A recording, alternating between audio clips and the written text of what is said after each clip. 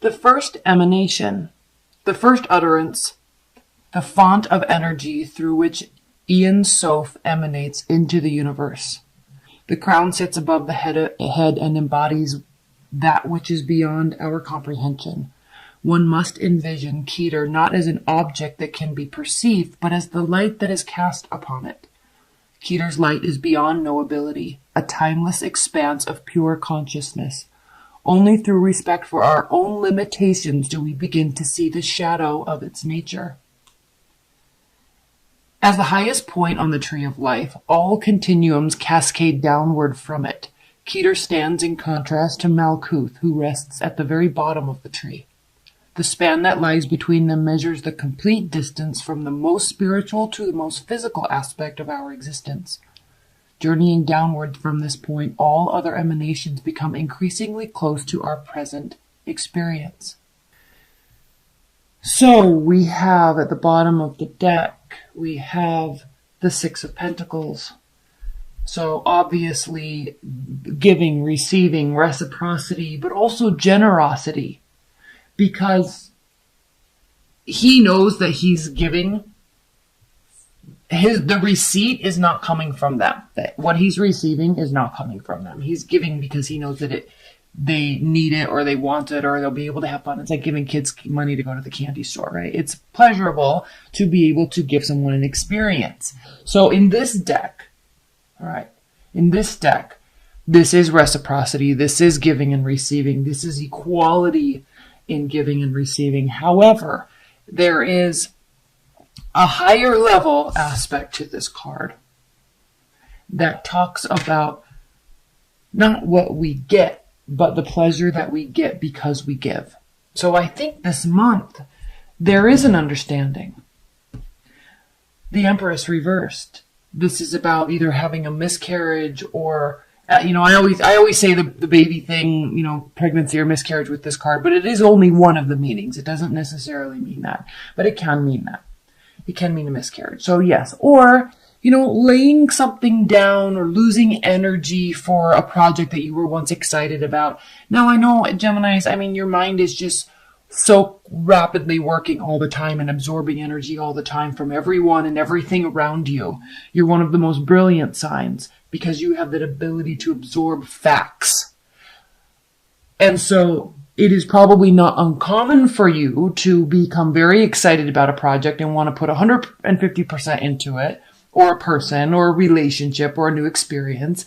And then something else comes along, and I'm not saying you just leave that behind, but the newness wears off, kind of like the newness wears off with an Aries. They're always excited to go to something new. But you take that's why this is an Earth card, because you take what is whole about what this was, what you learned from it, what the experience was. It's not that maybe you were, let's just say, for example, you were going to start a company. Okay, so you went through this process and then you kind of lost the passion about it and you didn't really want to do it anymore, but you took with you a wealth of knowledge about what to do, how you did it, what you learned, who you met along the way. So even though that something might be fizzling out, there's still a wealth of knowledge and a higher level understanding of what the true purpose what it was for you. All right. Defenses might be up a little bit, and because of that, you might not be feeling very social. Very likely, you could be dealing with the fire sign. Don't have to be. Could be dealing with the water sign, but we also have fire and water here. So let's look at this as a whole, because we have options. We have fogginess. We have some smoke and mirrors here. We have the looking upwards or waiting for a sign or a symbol to direct you into a project or a person. You're looking for direction. Now, what's very interesting here, I'm coming back up here. Don't worry, I'm coming back up here. But what's interesting is you have the card of Pisces, and then you also have the King of Cups, which is Scorpio, but also can be Pisces and Cancer. So it's very interesting because if you are dealing with the water sign, there's confusion. You're looking for a sign or a symbol to direct you in what to do. Now, again, you're looking at this from a higher level. This isn't moment by moment. This isn't emotions based, right? This is not situational. This is broad spectrum viewing. What do I do here? What do I do with this person? They may be deciding that about you as well. But the message here is pause. Wait. They might be waiting. This also can be the card of Pisces here, the High Priestess. Doesn't have to be, but it can be. So this is talking about higher level understanding. All right, looking at things from a vantage point.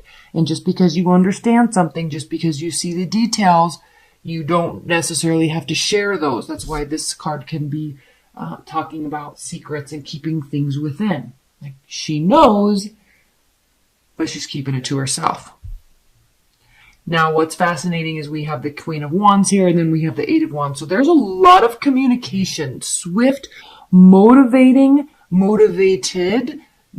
or goal-oriented communication.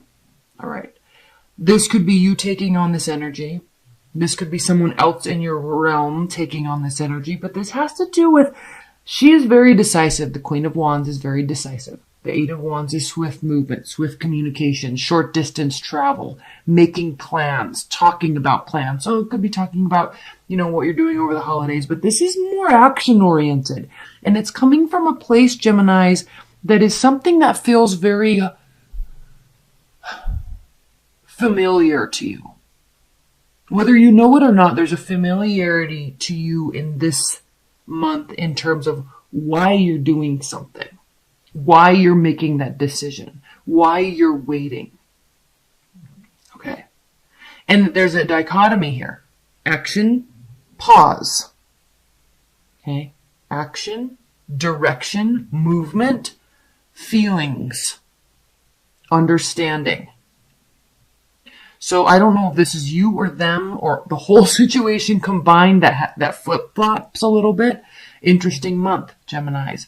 We have the Star, we have Temperance, and we have Strength. So major call to action for you because it starts with a major arcana and it ends with 3 major arcanas.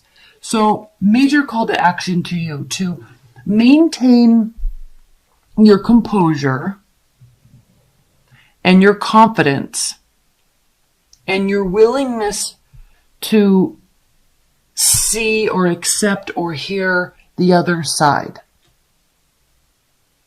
All of the sides. And like the parallax gap, you understand that there are many sides to every story. And it is almost impossible to always get the whole unless you can see it and put together all the different components of the puzzle or of the story. So, maintaining composure. There is a call to action for you to definitely maintain composure this month. Let's pull some clarifiers. These are beautiful major arcana cards. Faith and hope, healing, maintaining your temperament, and and maintaining your confidence. So whatever's happening up here, this is also like your wheelhouse because you can be like this and you can be like this very easily. You really work well in both of these realms. And so it's not uncommon for these to be both of you throughout the month. And that could be why you're getting this kind of quiet confidence about you, about what you're doing, because you feel at home here and you feel at home here. You feel at home with this person and you feel at home with this person, right?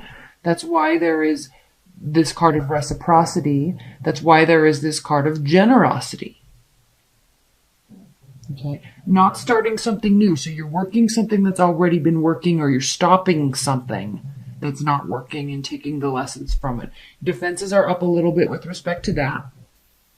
Again, this is a card of generosity. This is a card of maintaining sure footing.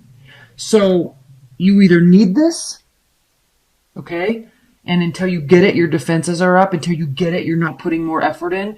This possibly, Geminis, can be you need somebody else to do something before you will give more of yourself or of your time or your energy or your money, resources. You might be waiting and hanging out for somebody to make a decision before you do more.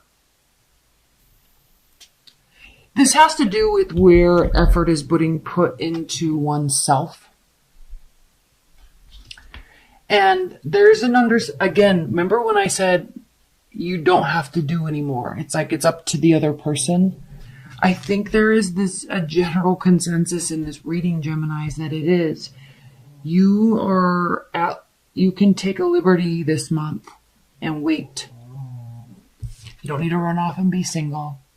You don't need to try to save more money. I mean, obviously you can if you want to, but this is not about you and your independence. This is about you're already ready, or you're realizing what areas you do need to work on before you can be ready. This can go both ways. But this does have to do with a pause because it's somebody else's turn. Something needs to be said, something needs to be done, or something needs to be shown to you before you will give anymore. Okay? You have it already, but it's locked up. Okay? You can be generous when the time is right. That's why your defenses are up. Let's pull some outcome messages. Please clarify, or what are the outcome, advice, and guidance messages for Geminis this month? Outcome, advice, and okay, let's just do them.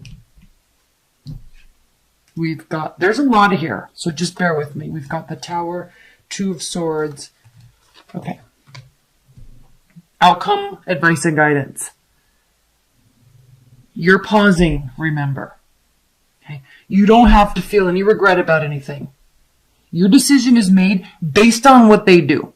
If they do this, I'm doing this. If they do this, I'm doing this. I'm fine either way. I'm fine either way with the Nine of Pentacles. I'm fine either way with the High Priestess. Okay? I'm not going to give you anything because you don't deserve it. If you want stuff to hit the fan, fine. If you want the shit to hit the fan, fine. I've already made my decision. Either way, I don't have any regrets.